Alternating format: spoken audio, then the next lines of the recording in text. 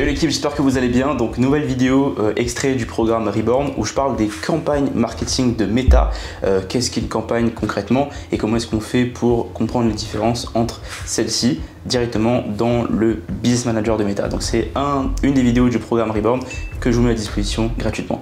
Pour rappel, le programme Reborn, c'est l'explication sur comment est-ce qu'on devient média buyer en partant de zéro, comment est-ce qu'on passe de salarié à média buyer. Si tu veux plus d'infos, il y a les liens dans la description pour pouvoir en apprendre plus gratuitement. Personnellement, j'étais salarié et ensuite j'ai appris le media buying. Maintenant, je suis indépendant financièrement et je génère plusieurs dizaines de milliers d'euros grâce à ça tous les mois. Donc, je te laisse avec la vidéo sur les campagnes et j'espère que tu vas l'apprécier. N'hésite pas à t'abonner à la chaîne. On va parler des campagnes publicitaires et qu'est-ce que ça représente, qu'est-ce qu'il y a dedans, comment ça se paramètre. Cette vidéo va être en deux temps, donc la vidéo c'est la partie slide et la partie où je vais montrer du coup directement sur un compte comment ça se passe.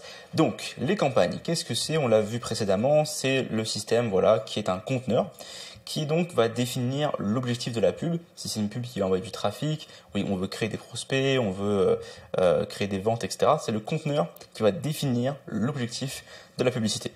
Il y a une possibilité au niveau de la campagne de choisir le budget, mais c'est pas ce que nous on fait en général, mais c'est possible. Et vous avez la possibilité de pouvoir choisir une catégorie spécifique si votre campagne entre dans celle-ci. On va le voir ensemble dans un instant. Au niveau des campagnes, quand vous allez en créer une en fait sur Meta, vous allez pouvoir en fait voir différentes choses qui vont arriver ici.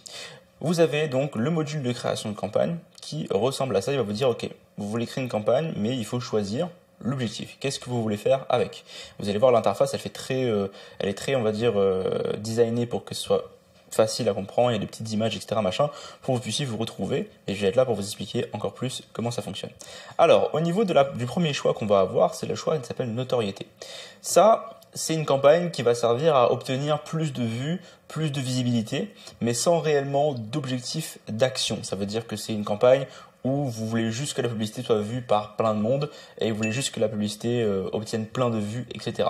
Ce qu'il faut comprendre, c'est que la définition de la campagne, quand vous allez choisir l'objectif de la campagne, ça va déclencher un algorithme spécifique de Meta qui va dire ok, cette campagne, elle a pour volonté de voir, par exemple dans ce cas-là, d'avoir plus de vues, plus de gens qui voient la vidéo, mais sans pour autant être des gens qui vont faire une action.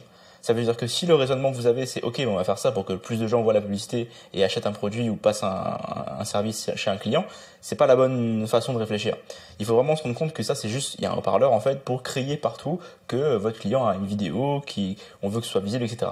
Par exemple, quand vous faites une vidéo de fin d'année, par exemple, votre client vous envoie les meilleures réalisations de ce qu'ils ont fait, vous pouvez mettre ça en autorité pour que plein de gens, tout d'un coup, voient les réalisations de votre client, mais sans avoir pour objectif de passer à l'action derrière, d'acheter quelque chose ou d'aller faire des choses particulières comme des formulaires. C'est par exemple ça que va choisir McDonald's ou quand ils vont mettre des publicités sur Meta, etc., McDo, Quick, Starbucks, etc., ils vont pas vous faire acheter un McDo sur votre téléphone, mais ils vont être visibles beaucoup de fois sur vos téléphones pour vous rappeler en fait qu'ils existent et que vous puissiez, quand vous passez dans le chemin, penser à McDonald's quand vous allez les voir.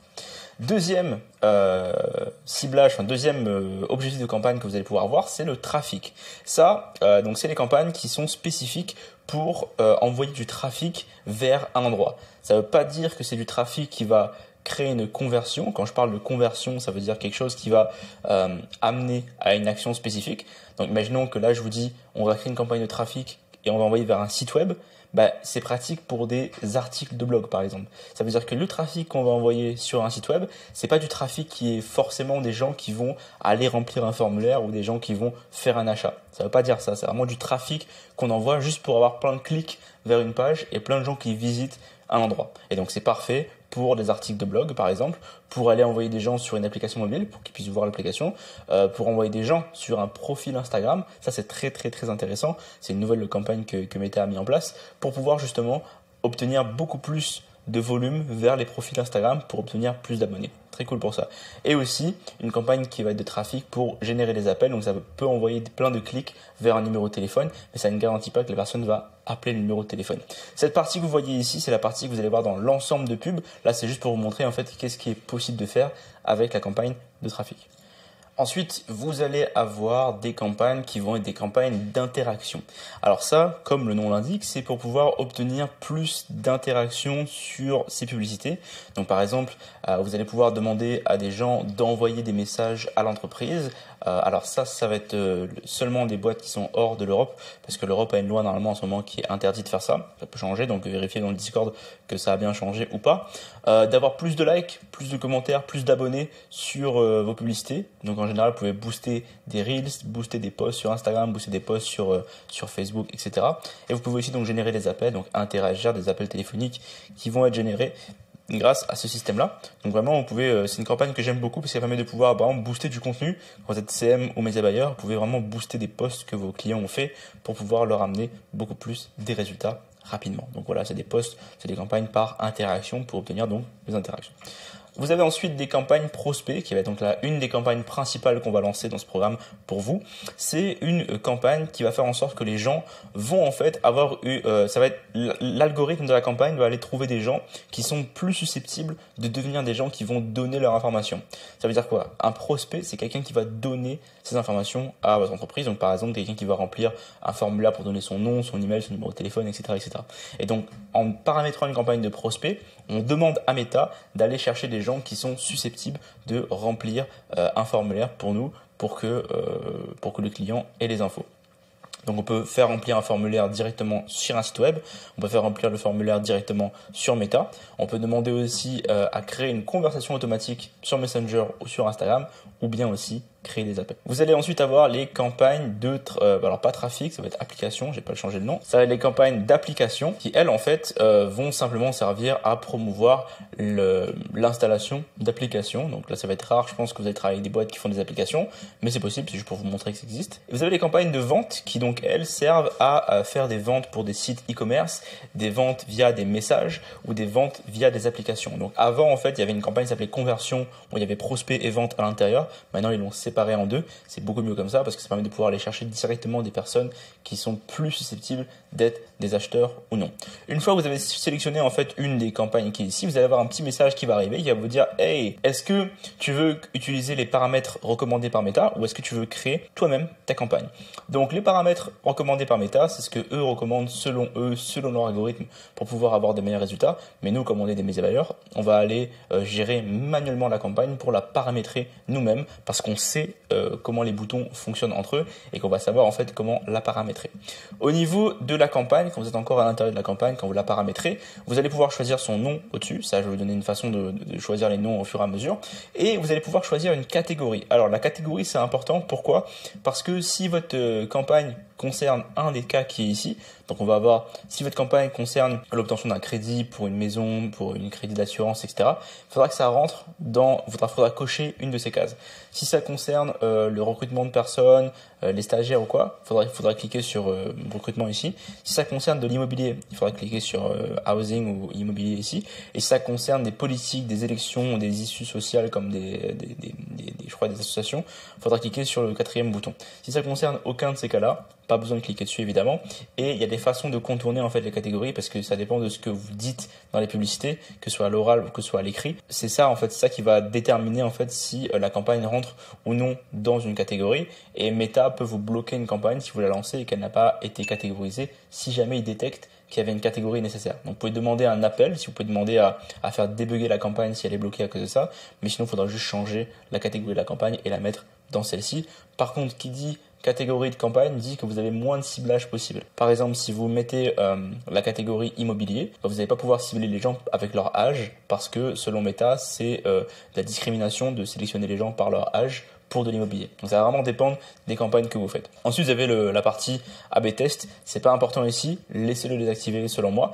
Et vous avez la partie budget optimisé par la campagne. Qu'est-ce que ça veut dire ça? Je vais vous montrer juste en dessous. Ça s'appelle la partie budget optimisation campagne. C'est CBO. On appelle ça une CBO dans le jargon. Et ça veut dire que la campagne, c'est elle qui va distribuer en fait son budget à travers vos sous-campagnes, vos anciennes publicités. Ça veut dire que par exemple, vous allez mettre 100 € par jour sur la campagne A, par exemple, ça peut être moins évidemment, et lui va diviser, selon ce qu'il sait, dans tel ciblage il va mettre tant d'argent, dans tel ciblage il mettra tant d'argent, et il va en fait maximiser là où selon lui il y aura le plus de résultats. L'avantage de ça, c'est que vous avez besoin de rien gérer en fait, et le désavantage de ça, c'est que vous allez devoir laisser Meta, vous allez devoir faire confiance à Meta pour pouvoir gérer le budget de votre client.